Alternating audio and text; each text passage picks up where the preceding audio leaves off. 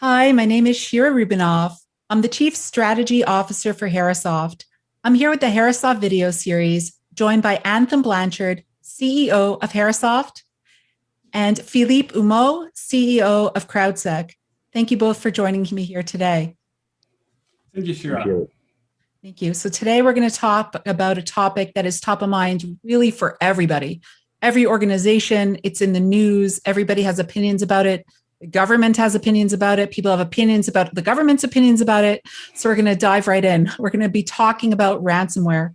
We're going to be talking about why ransomware has been heightened, why it's becoming massive, why companies are being hit by all these types of attacks, what companies can be do to combat it, and what opinions are in general from the security field.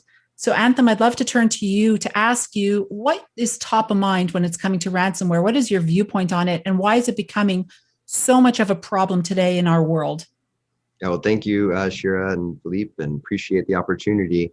Really, ransomware is a phenomena of really, number one, cryptocurrencies. So it doesn't seem like one and the other would be related, but what's happening is that people that are committing ransomware are accepting bounties basically in cryptocurrencies because unlike a bank payment, the payments can't be frozen. And so this type of ransomware, actually, we saw back in the 80s, but once the Federal Reserve cut the clearing ability and streamlined all through the Fed, it basically eliminated the ability to collect bounties. But this has now reemerged, and I would say that's really the biggest phenomenon. So now we need to use cryptocurrencies effectively to combat cryptocurrencies effectively. That's a great opening and very important for people to understand. And Philippe, I'd love your opinion as well. Yeah, I think here we have nothing new, if I may. I mean, it's just a new monetization of something old. So hackers have broke into system for the better part of the last 2 decades, right? So now they are reaching in, and instead of stealing secrets or stealing your customer base or your next plan or your commercial proposal or whatever, they are ciphering your hard drives and asking for a bounty.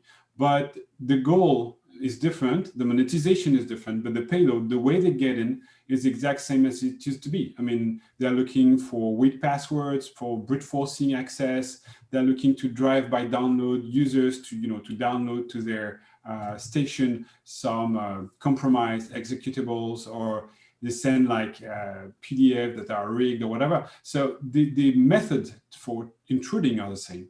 Just what changed a lot is the way they monetize them back. Oh, interesting. And we talk about certainly it's the security field of the people, the process, and the technology. You have to have the right people on board, but they also have to be educated appropriately throughout the organization on how to identify and what to do, and as well as the right technology in place to combat ransomware attacks, as well as the process as the glue in between. And Anthem, I'd love to hear what you have to say in terms of how do organizations, from the technology standpoint, what would be the strongest level to take in order to have a ransomware proof technology system, or at least add the extra layer to give that extra sense of security for an organization as well, from internally as well as externally? Well, really, it's the software that's powered by cryptocurrencies, quote unquote, and those are called public protocols. They're a type of software that's totally distributed. Effectively, Bitcoin was the first one of these types of software ever invented. And what happens is the data and the application are separated. Applications turn from central cloud to a distributed cloud, which eliminates central points of failures that are the attack points, the weak points that bad actors currently exploit.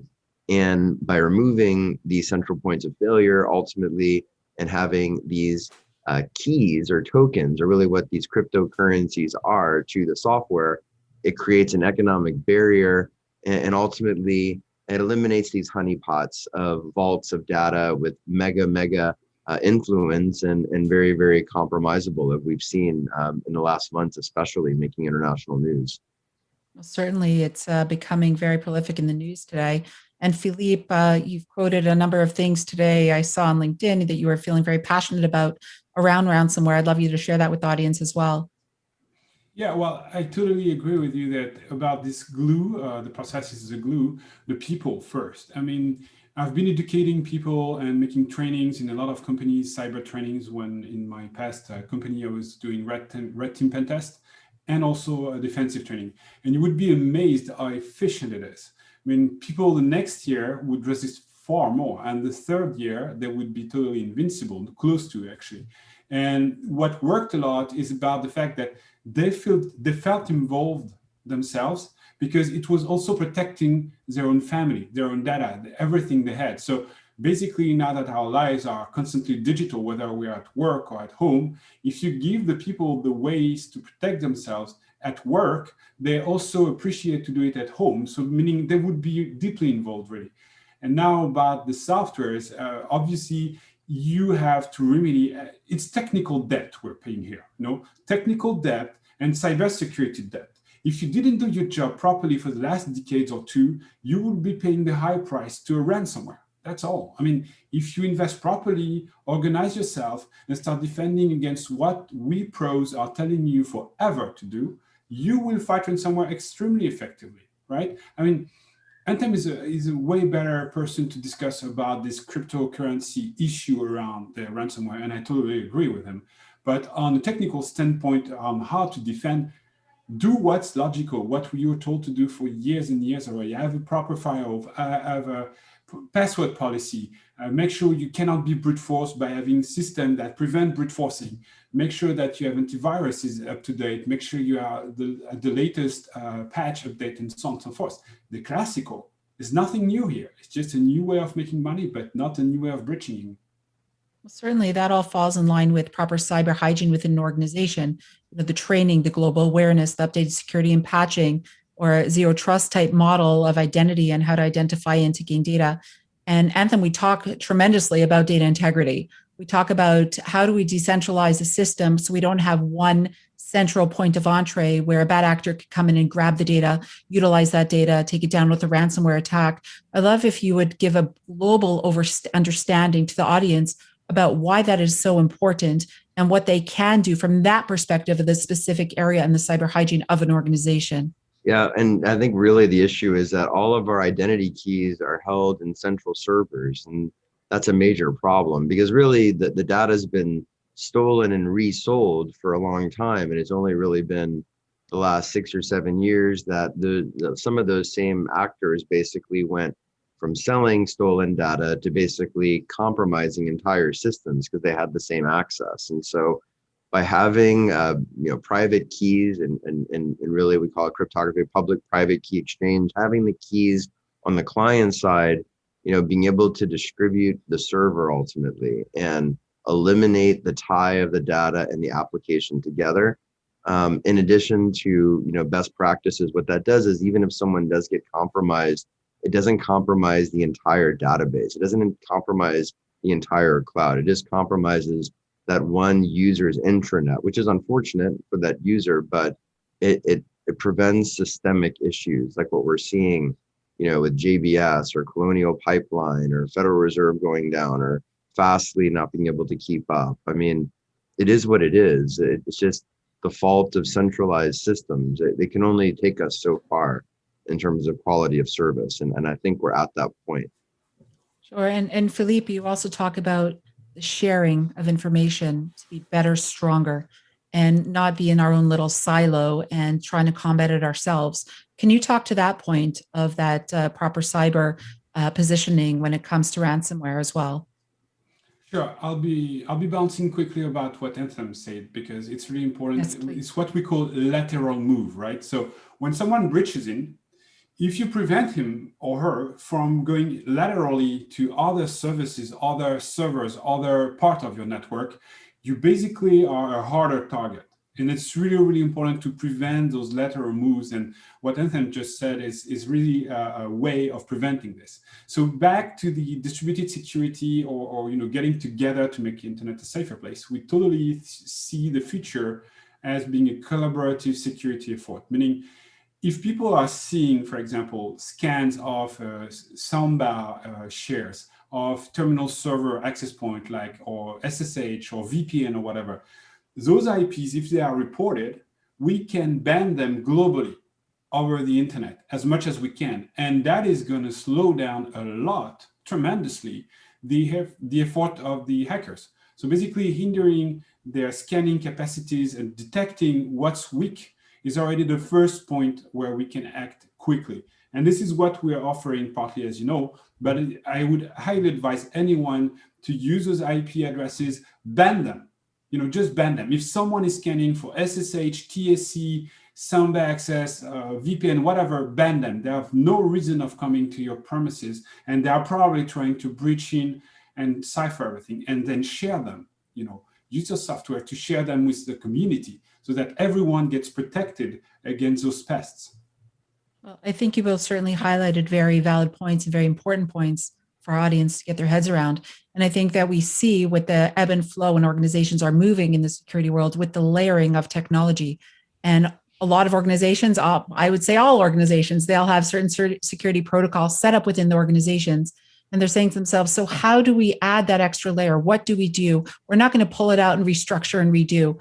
I think it's a combination of layering on the extra layer of security products that do yield to ransomware proof or add to the layer of combating ransomware attacks to an organization, sharing what we know across organizations in order to be better, stronger, faster. But I'd now like to ask you both, what would be the top two pieces of information you could tell organizations what they can do today? Because this is such a big topic. Everyone's scrambling. Everybody's worried about it. Everyone's looking at everything. And of course, tons of organizations are saying, buy me, buy me. What should they do when they take a step back and say, what can we do to combat ransomware today? Philippe, I'll turn to you first, please. Yeah, well, the first thing I would advise them to do is really check your password policy, that everyone has a fresh password strong enough. That's a basic of the basic. So on every access, you should be sure that there are no weak passwords that can be brute forced on distance. That's the very minimum you should do. And also raise awareness, because the major vector we see is people being tricked into downloading something bad or opening a bad attachment. If you have the slightest doubt about what you're doing, don't do it, right? So if you think that this attachment, or why would I go externally to download something that is concerning my company? That sounds weird. Make your brain work and don't do it, because nobody will ever reproach you not doing something because you had a doubt, right? That's fine. But if you downloaded it consciously, having a doubt, that's bad. That's really bad, because you really compromise your company. So train your people, make your brain work, and be sure that your passwords are safe enough on every exposed access point. Certainly, and you're talking about the human factors piece, really stop and think before you do things. I think that's a very, very important point.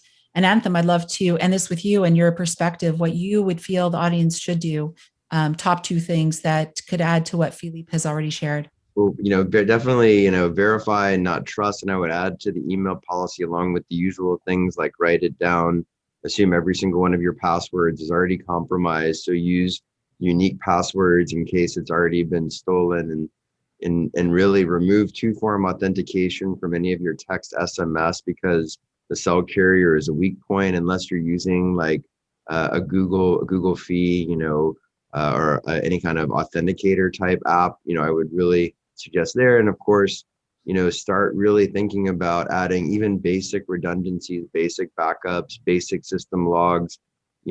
Start thinking more distributed. ID credentials, start at least having these things as redundancies. So that way, if you are compromised, then you feel a whole lot more protected from to a certain extent, at least with base layer information that you can then use for forensics later on. You're not going to lose all of that permanently. So, start thinking, I would say, outside the box, get outside experts, like Philippe and like other people like that do penetration testing. We do stuff like that too. And really anyone outside of your own box, because really we're all jaded and biased by our own, normalcy bias, right? What we do every day. So good to trust the experts. Oh, terrific. Thank you both very much for joining me here today to talk about this very important topic that, of course, is widespread and everyone's hungry for the information. And you both added such important shares and help to our community. Thank you very much. Thank you, Shira. Appreciate you both. Thank you.